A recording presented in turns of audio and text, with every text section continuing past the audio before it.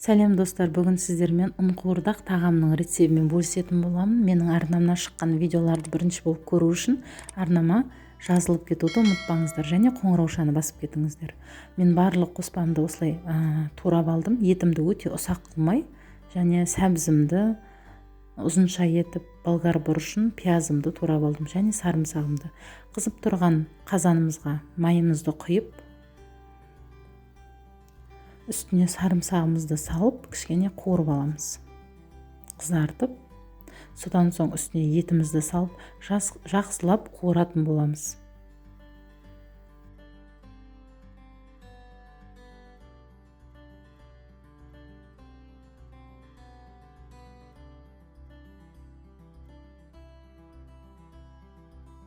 Етіміздің өзінің соғы шығып, сол соғы тартылғанша бетін жауып, астын жай отқа қойып қоямыз.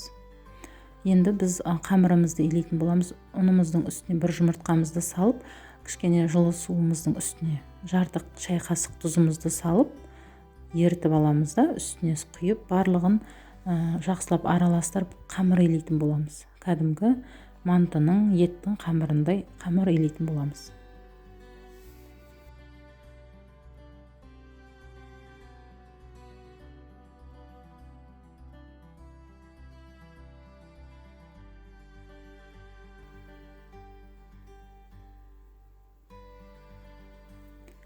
Мінекей достар, мен қамырым дайын болды. Енді қамырымызды 10-15 минутқа тындырып қоятын боламыз.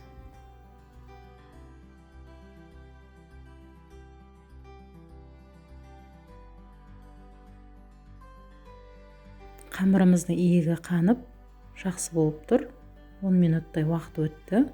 Екіге бөліп, қамырымызды жұп-жұқа етіп жайып алатын боламыз.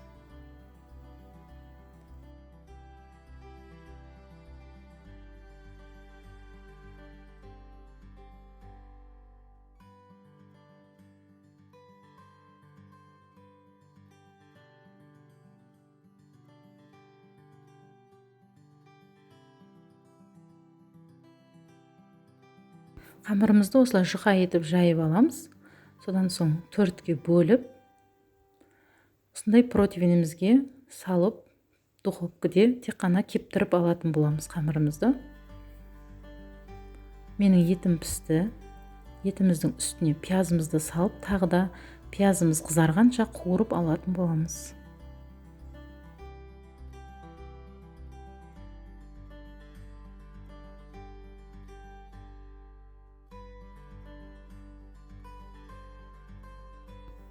Үстіне сәбізімізді салып, тағы да 2 минуттай қуыратын боламыз. Қалауларыңызша үстіне паприка сепсеңіздер болады.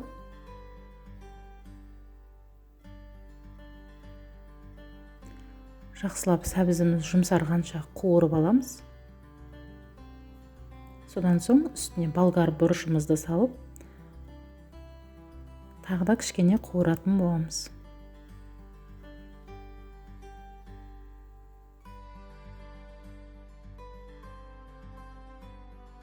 1-2 минуттай мен қуырдым. Енді үстіне суымызды құйып, дәміне қарай тұзымызды салып, жай отта 10-15 минут қайнататын боламыз.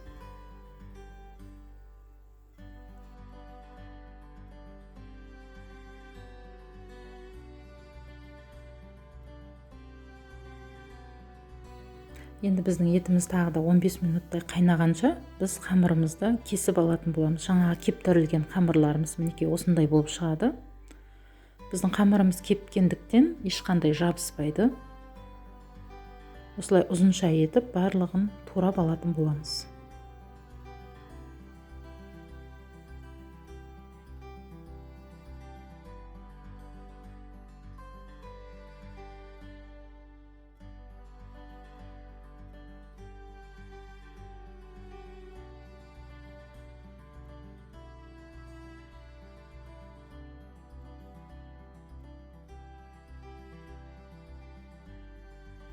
Мінекей барлығын осылай турап алдым. Енді қазанымыздың үстіне салып, бетін жауып 10 минут 15 минутқа бұқтырып пісіріп алатын боламыз.